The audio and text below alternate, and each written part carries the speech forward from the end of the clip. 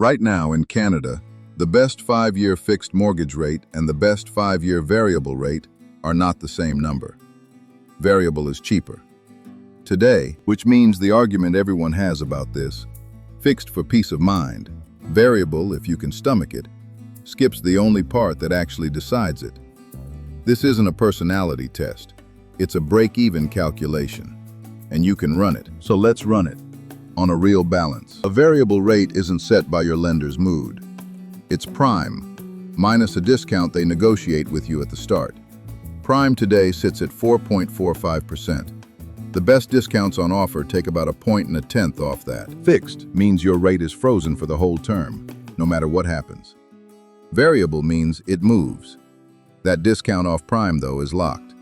When people say variable went up, what moved was prime, not the deal you signed. Take a $500,000 mortgage, 25-year amortization. At today's fixed rate, the payment is about $26.40 a month. At today's variable rate, it's about $24.60, $178 a month, in your pocket, starting immediately.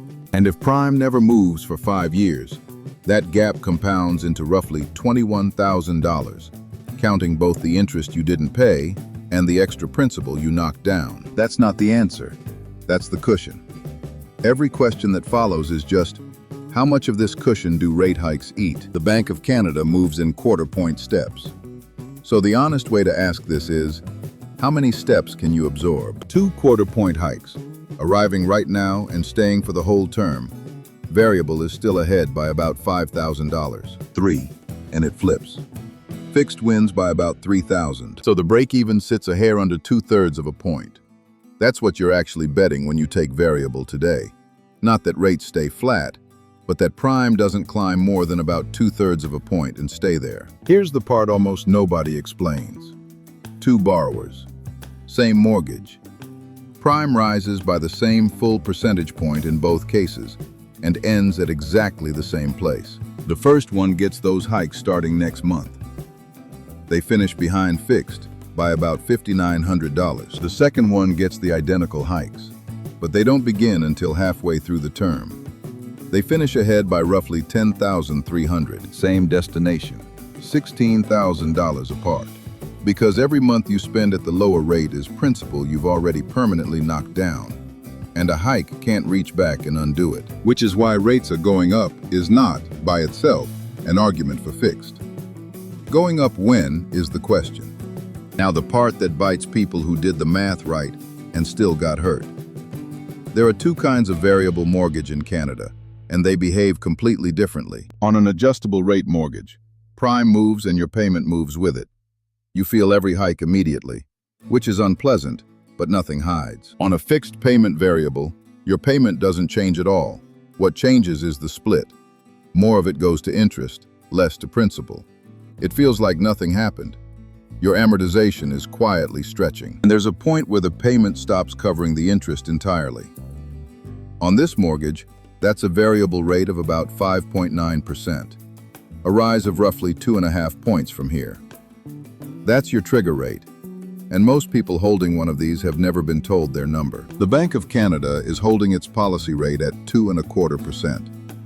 Their own language is that they're prepared to adjust monetary policy as needed, which is not a forecast. It's an explicit refusal to give one. The next decision lands September 2nd.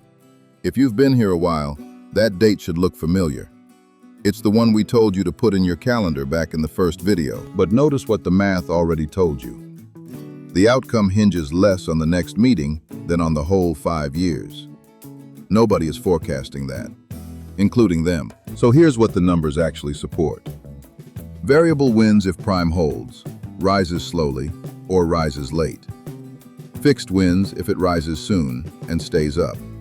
The break-even is the cushion, not a prediction. And then the question the math can't answer for you. If prime rose 1.5 points, that payment climbs by about $385 a month. Not a spreadsheet question. A can you write that check question. Because if the answer is no, or the answer is yes, but I'd be miserable, then the cushion isn't worth it, no matter what the break-even says. Certainty is a product, and it's fair to decide it's worth paying for. Just decide it knowing the price. Like, comment, share, and subscribe to Variance for clear explanations of the forces shaping your money and your world. Next, the cost of getting out. Breaking a variable usually runs you 3 months' interest. Breaking a fixed can run many times that. And the way lenders calculate it is the least understood number in your entire mortgage. This video is general information, not personalized financial advice.